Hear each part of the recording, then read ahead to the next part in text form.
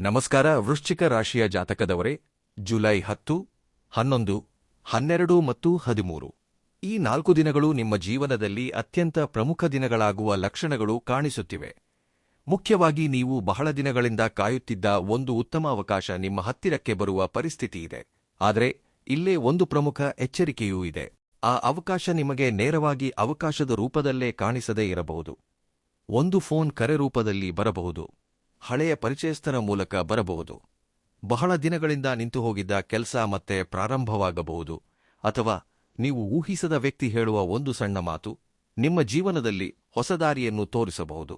ಅದಕ್ಕಾಗಿಯೇ ವೃಶ್ಚಿಕ ರಾಶಿಯವರು ಈ ವಿಡಿಯೋವನ್ನು ಮಧ್ಯದಲ್ಲಿ ಬಿಡದೆ ಸಂಪೂರ್ಣವಾಗಿ ನೋಡಿ.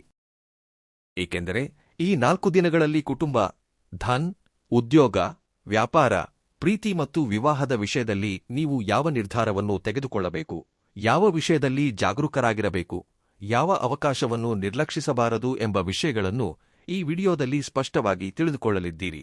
ಮುಖ್ಯವಾಗಿ ದೈವವು ನಿಮಗೆ ನೀಡುವ ಕೊನೆಯ ಎಚ್ಚರಿಕೆ ಏನೆಂದರೆ, ಹಿಂದೆ ಮಾಡಿದ ತಪ್ಪನ್ನು ಮತ್ತೊಮ್ಮೆ ಮಾಡಬೇಡಿ.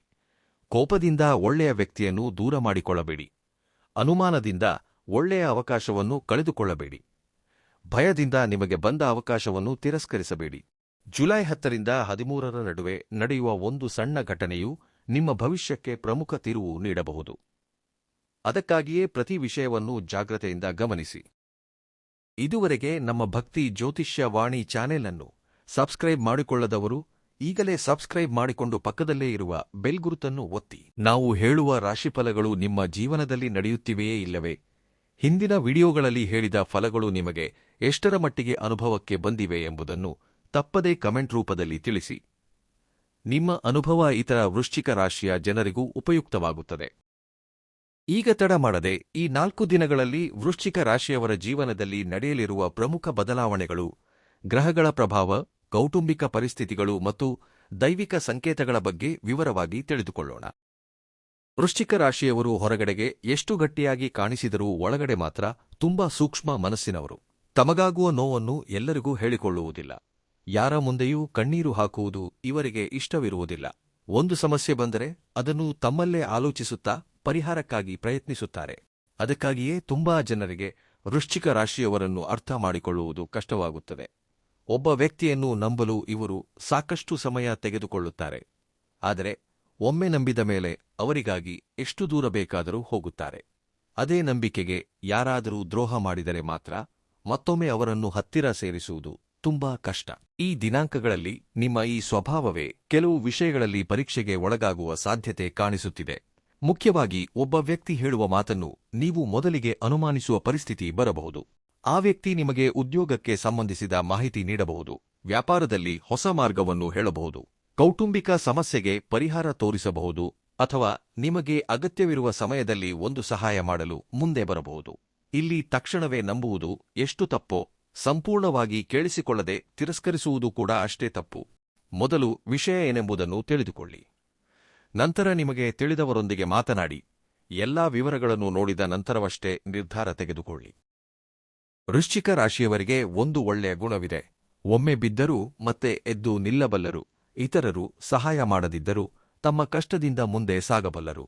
ಆದರೆ ಕೆಲವು ಬಾರಿ ನನಗೆ ಯಾರ ಸಹಾಯವೂ ಬೇಡ ಎನ್ನುವ ಭಾವನೆ ಹೆಚ್ಚಾದರೆ ಒಳ್ಳೆಯ ಅವಕಾಶಗಳು ದೂರವಾಗುತ್ತವೆ. ಈ 4 ದಿನಗಳಲ್ಲಿ ನಿಮಗೆ ಯಾರೋ ಒಬ್ಬರು ಒಳ್ಳೆಯ ಉದ್ದೇಶದಿಂದ ಸಹಾಯ ಮಾಡಲು ಬರಬಹುದು. ಅದು ಸಣ್ಣ ಸಹಾಯವಿರಬಹುದು, ಒಂದು ಮಾಹಿತಿ ಇರಬಹುದು, ಅಥವಾ ಒಂದು ಪರಿಚಯವಿರಬಹುದು. ಆ ವಿಷಯವನ್ನು ಹಗುರವಾಗಿ ತೆಗೆದುಕೊಳ್ಳಬೇಡಿ. ಏಕೆಂದರೆ ನೀವು ಬಹಳ ದಿನಗಳಿಂದ ಕಾಯುತ್ತಿರುವ ಬದಲಾವಣೆಗೆ ಅದೇ ಮೊದಲ ಮೆಟ್ಟಿಲಾಗಿರಬಹುದು. ಅದೇ ಸಮಯದಲ್ಲಿ ನಿಮ್ಮ ಕೋಪವನ್ನು ಹತೋಟಿಯಲ್ಲಿಟ್ಟುಕೊಳ್ಳಬೇಕು. ನೀವು ಕೋಪದಲ್ಲಿರುವಾಗ ಎದುರಿನವರು ಹೇಳುವುದನ್ನು ಸಂಪೂರ್ಣವಾಗಿ ಕೇಳಿಸಿಕೊಳ್ಳದೆ ಪ್ರತಿಕ್ರಿಯಿಸುವ ಅಭ್ಯಾಸ ನಿಮಗಿದ್ದರೆ ಈ ಬಾರಿ ಜಾಗ್ರತೆ ಅಗತ್ಯ. ಮುಖ್ಯವಾಗಿ ಶನಿವಾರದಂದು ಒಂದು ಸಣ್ಣ ಮಾತು ನಿಮ್ಮ ಮನಸ್ಸಿಗೆ ನೋವು ಉಂಟು ಮಾಡಬಹುದು. ತಕ್ಷಣವೇ ಉತ್ತರ ನೀಡದೆ ಅಸಲಿ ವಿಷಯ ಏನೆಂಬುದನ್ನು ತಿಳಿದುಕೊಳ್ಳಿ. ನಿಮಗೆ ಕೇಳಿಸಿದ ಮಾತು ಒಂದಾದರೆ ಅದರ ಹಿಂದಿರುವ ನಿಜ ಸಂಗತಿ ಮತ್ತೊಂದಾಗಿರಬಹುದು. ಅನಾವಶ್ಯಕವಾಗಿ ಒಳ್ಳೆಯ ಸಂಬಂಧವನ್ನು ದೂರ ಮಾಡಿಕೊಳ್ಳುವ ಪರಿಸ್ಥಿತಿ ಬರದಂತೆ ನೋಡಿಕೊಳ್ಳಬೇಕು. ಈ ಸಮಯದಲ್ಲಿ ನಿಮಗೆ ಹಿಂದೆ ನಡೆದ ಒಂದು ಘಟನೆ ಮತ್ತೆ ನೆನಪಿಗೆ ಬರಬಹುದು. ಆಗ ನೀವು ತೆಗೆದುಕೊಂಡ ನಿರ್ಧಾರ ಸರಿಯೋ ತಪ್ಪೋ ಎಂಬ ಆಲೋಚನೆ ಬರಬಹುದು. ಅದೇ ಪರಿಸ್ಥಿತಿ ಮತ್ತೊಂದು ರೂಪದಲ್ಲಿ ಈಗ ಎದುರಾದರೆ ಹಳೆಯ ಪದ್ಧತಿಯಲ್ಲಿ ಪ್ರತಿಕ್ರಿಯಿಸಬೇಡಿ. ಹಿಂದಿನ ಅನುಭವ ನಿಮಗೆ ಪಾಠವಾಗಿ ಬಳಕೆಯಾಗಬೇಕು. ಒಂದು ಕಾಲದಲ್ಲಿ ಕೋಪದಿಂದ ಅವಕಾಶವನ್ನು ಕಳೆದುಕೊಂಡಿದ್ದರೆ ಈಗ ಪ್ರಶಾಂತವಾಗಿ ಯೋಚಿಸಿ. ಒಂದು ಕಾಲದಲ್ಲಿ ಇತರರ ಮಾತು ನಂಬಿ ನಷ್ಟ ಹೊಂದಿದ್ದರೆ ಈಗ ಸ್ವತಃ ಪರಿಶೀಲಿಸಿ. ಇದೇ ಈ ದಿನಗಳಲ್ಲಿ ನಿಮಗೆ ಅತ್ಯಂತ ಅಗತ್ಯವಿರುವ ಜಾಗೃತೆ. ವೃಶ್ಚಿಕ ರಾಶಿಗೆ ಮಂಗಳನು ಅಧಿಪತಿಯಾಗಿರುವುದರಿಂದ ಸಹಜವಾಗಿಯೇ ಧೈರ್ಯ, ಹಠ ಮತ್ತು ಹೋರಾಡುವ ಗುಣ ಹೆಚ್ಚಾಗಿರುತ್ತದೆ. ನೀವು ಒಂದು ಕೆಲಸ ಪ್ರಾರಂಭಿಸಿದ ನಂತರ ಮಧ್ಯದಲ್ಲಿ ಸಮಸ್ಯೆಗಳು ಬಂದರೂ ಪೂರ್ಣಗೊಳಿಸಲು ನೋಡುತ್ತೀರಿ.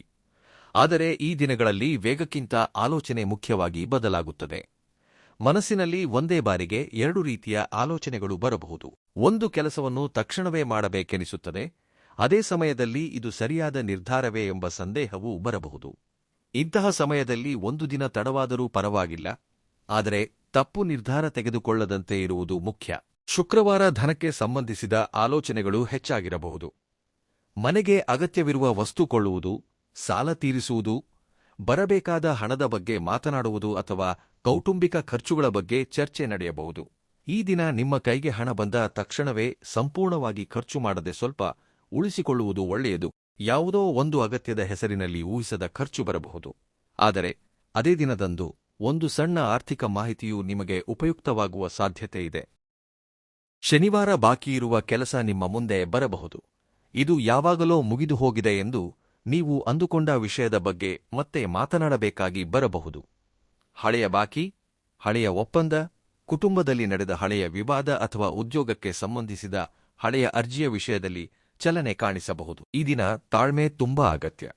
ನೀವು ತರಾತುರಿ ಮಾಡಿದರೆ ಎದುರಿನವರು ಹಿಂದೆ ಸರಿಯಬಹುದು. ಪ್ರಶಾಂತವಾಗಿ ಮಾತನಾಡಿದರೆ ನಿಮಗೆ ಬೇಕಾದ ಉತ್ತರ ಸಿಗುವ ಸಾಧ್ಯತೆ ಇರುತ್ತದೆ. ಭಾನುವಾರ ನಿಮ್ಮಲ್ಲಿ ಧೈರ್ಯ ಹೆಚ್ಚುತ್ತದೆ. ಬಹಳ ದಿನಗಳಿಂದ ಹೇಳಬೇಕೆಂದುಕೊಂಡ ಮಾತನ್ನು ಹೇಳಲು ಸಾಧ್ಯವಾಗುತ್ತದೆ. ಉದ್ಯೋಗದಲ್ಲಿ ನಿಮ್ಮ ಸಮಸ್ಯೆಯನ್ನು ಮೇಲಧಿಕಾರಿಗಳ ಗಮನಕ್ಕೆ ಕೊಂಡೊಯ್ಯಬಹುದು. ಕುಟುಂಬದಲ್ಲಿ ನಿಮ್ಮ ನಿರ್ಧಾರವನ್ನು ಸ್ಪಷ್ಟವಾಗಿ ಹೇಳಬಹುದು. ಆದರೆ ಧೈರ್ಯವಾಗಿ ಮಾತನಾಡುವುದು ಒಳ್ಳೆಯದೇ ಆದರೂ ಇತರರನ್ನು ಕೀಳಾಗಿ ಕಾಣುವ ರೀತಿಯಲ್ಲಿ ಮಾತನಾಡಬಾರದು. ನಿಮ್ಮ ಮಾತಿನಲ್ಲಿ ಗೌರವವಿದ್ದರೆ ಫಲಿತಾಂಶವೂ ನಿಮಗೆ ಅನುಕೂಲಕರವಾಗಿ ಬದಲಾಗುತ್ತದೆ. ಸೋಮವಾರ ಮನಸ್ಸಿಗೆ ಸಂಬಂಧಿಸಿದ ದಿನ. ಕಳೆದ ಕೆಲವು ದಿನಗಳಿಂದ ಇದ್ದ ಒತ್ತಡವನ್ನು ಕಡಿಮೆ ಮಾಡಿಕೊಳ್ಳಬೇಕೆಂಬ ಭಾವನೆ ಉಂಟಾಗುತ್ತದೆ.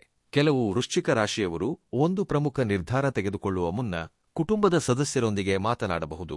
ಇನ್ನು ಕೆಲವರಿಗೆ ಒಬ್ಬ ವ್ಯಕ್ತಿಯಿಂದ ಬಂದ ಮಾತು ಹೊಸ ಭರವಸೆಯನ್ನು ಮೂಡಿಸಬಹುದು. ಈ ದಿನ ನಿಮ್ಮ ಮನಸ್ಸಿನಲ್ಲಿ ಪದೇ ಪದೇ ಒಂದೇ ವಿಷಯ ಸುಳಿದಾಡುತ್ತಿದ್ದರೆ ಅದನ್ನು ನಿರ್ಲಕ್ಷಿಸದೆ ಏಕೆ ಹಾಗೆ ಆಗುತ್ತಿದೆ ಎಂದು ಪ್ರಶಾಂತವಾಗಿ ಆಲೋಚಿಸಿ. ನಿಮಗೆ ಸರಿಯಾದ ದಾರಿ ಕಾಣಿಸುವ ಸಾಧ್ಯತೆ ಇರುತ್ತದೆ. ಈ 4 ದಿನಗಳಲ್ಲಿ ಕೌಟುಂಬಿಕ ವಿಷಯಗಳು ವೃಶ್ಚಿಕ ರಾಶಿಯವರಿಗೆ ಅತ್ಯಂತ ಮುಖ್ಯವಾಗಿ ಬದಲಾಗುತ್ತವೆ. ಮನೆಯಲ್ಲಿ ಕೆಲವು ಕಾಲದಿಂದ ಮಾತನಾಡದೆ ಮುಂದೂಡುತ್ತಿದ್ದ ವಿಷಯವಿದ್ದರೆ ಈಗ ಅದು ಚರ್ಚೆಗೆ ಬರಬಹುದು. ಮಕ್ಕಳ ಶಿಕ್ಷಣ, ಉದ್ಯೋಗ, ವಿವಾಹ, ಮನೆ ಬದಲಾವಣೆ, ಆಸ್ತಿ ಅಥವಾ ಹಣಕ್ಕೆ ಸಂಬಂಧಿಸಿದ ನಿರ್ಧಾರವಿರಬಹುದು. ಈ ಚರ್ಚೆಯಲ್ಲಿ ನಿಮ್ಮ ಮಾತಿಗೆ ಮೌಲ್ಯವಿರುತ್ತದೆ. ಆದರೆ ಎಲ್ಲರ ಮಾತುಗಳನ್ನು ಕೇಳಿದ ನಂತರ ನಿರ್ಧಾರ ತೆಗೆದುಕೊಂಡರೆ ಮಾತ್ರ ಒಳ್ಳೆಯ ಫಲಿತಾಂಶ ಬರುತ್ತದೆ. ನೀವು ಕುಟುಂಬಕ್ಕಾಗಿ ತುಂಬಾ ಕಷ್ಟಪಡುತ್ತಿದ್ದರೂ ಕೆಲವು ಬಾರಿ ನಿಮ್ಮ ಪ್ರೀತಿಯನ್ನು ಮಾತುಗಳಲ್ಲಿ ಹೇಳಲು ಸಾಧ್ಯವಾಗುವುದಿಲ್ಲ. ಆದರೆ ಕುಟುಂಬದ ಸದಸ್ಯರಿಗೆ ನಿಮ್ಮ ಮನಸ್ಸಿನಲ್ಲಿ ಇರುವುದು ಸಂಪೂರ್ಣವಾಗಿ ತಿಳಿಯದೇ ಇರಬಹುದು. ಕುಟುಂಬದ ಸದಸ್ಯರೊಬ್ಬರು ನಿಮ್ಮೊಂದಿಗೆ ತಮ್ಮ ನೋವನ್ನು ಹಂಚಿಕೊಳ್ಳಲು ಪ್ರಯತ್ನಿಸಬಹುದು. ಅವರ ಮಾತನ್ನು ಮಧ್ಯದಲ್ಲಿ ನಿಲ್ಲಿಸದೆ ಸಂಪೂರ್ಣವಾಗಿ ಕೇಳಿ. ಅವರು ನಿಮ್ಮ ಬಳಿ ಹಣ ಅಥವಾ ಪರಿಹಾರ ಕೇಳದೇ ಇರಬಹುದು. ಕೇವಲ ತಮ್ಮ ನೋವನ್ನು ನೀವು ಕೇಳಬೇಕೆಂದು ಬಯಸಬಹುದು. ಮನೆಯಲ್ಲಿ ಒಂದು ಸಣ್ಣ ಅಪಾರ್ಥ ಉಂಟಾಗುವ ಸಾಧ್ಯತೆಯೂ ಇದೆ. ಮುಖ್ಯವಾಗಿ ಇತರರ ಮೂಲಕ ಬಂದ ಮಾಹಿತಿಯನ್ನು ನಂಬಿ ಕುಟುಂಬದ ಸದಸ್ಯರ ಮೇಲೆ ಕೋಪ ಮಾಡಿಕೊಳ್ಳಬೇಡಿ. ನೇರವಾಗಿ ಆ ವ್ಯಕ್ತಿಯೊಂದಿಗೆ ಮಾತನಾಡಿ ನಿಜ ತಿಳಿದುಕೊಳ್ಳಿ.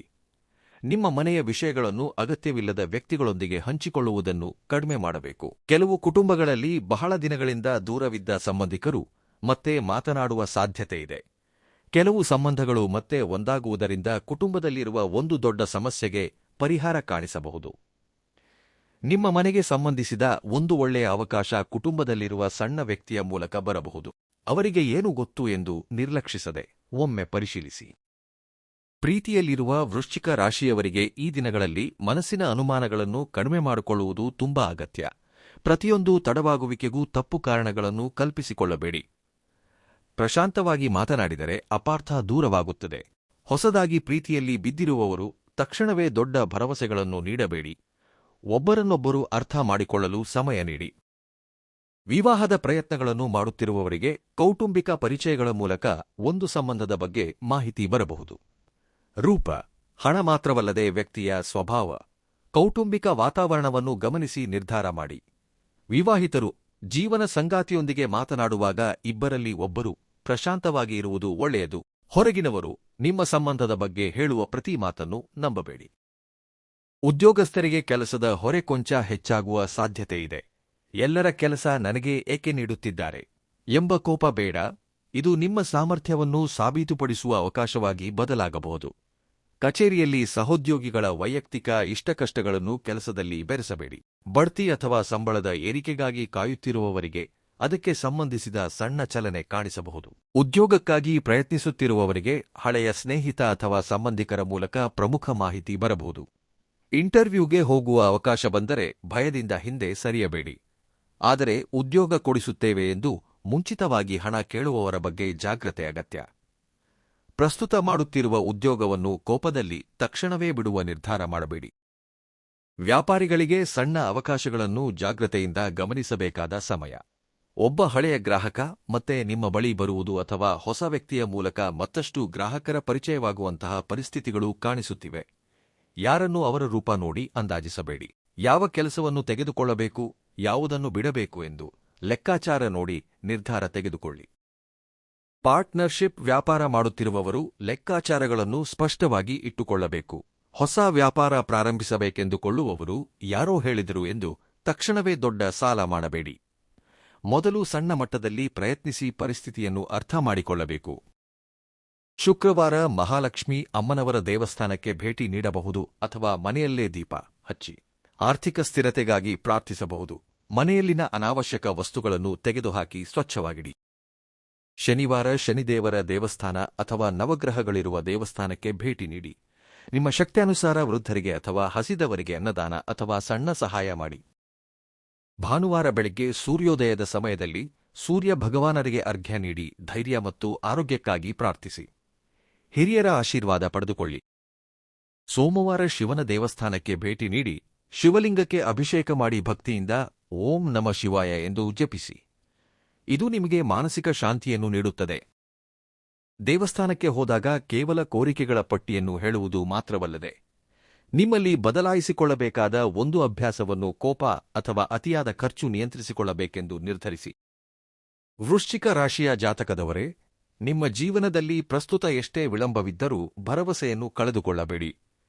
ನೀವು ಎದುರಿಸಿದ ಕಷ್ಟಗಳು ನಿಮಗೆ ತಾಳ್ಮೆಯನ್ನು ಕಲಿಸಿವೆ. ಪರಮೇಶ್ವರನ ಅನುಗ್ರಹದಿಂದ ನಿಮಗೆ ಸರಿಯಾದ ಸಮಯದಲ್ಲಿ ಸರಿಯಾದ ಆಲೋಚನೆ ಬರಲಿ. ಕುಟುಂಬದಲ್ಲಿರುವ ಅಪಾರ್ಥಗಳು ದೂರವಾಗಿ ಪ್ರಶಾಂತತೆ ಉಂಟಾಗಲಿ. ನಮ್ಮ ಭಕ್ತಿ ಜ್ಯೋತಿಷ್ಯ ವಾಣಿ ಕುಟುಂಬದ ಸದಸ್ಯರೆಲ್ಲರೂ ಭಕ್ತಿಯಿಂದ ಓಂ ನಮಃ ಶಿವಾಯ ಎಂದು ಕಮೆಂಟ್ನಲ್ಲಿ ಬರೆಯಿರಿ. ನಿಮ್ಮ ಭಕ್ತಿ ನಿಮಗೆ ಧೈರ್ಯವನ್ನು ನೀಡಲಿ. ನಿಮ್ಮ ಪ್ರಯತ್ನ ನಿಮಗೆ ಯಶಸ್ಸನ್ನು ನೀಡಲಿ. ಎಲ್ಲರಿಗೂ ನಮಸ್ಕಾರ.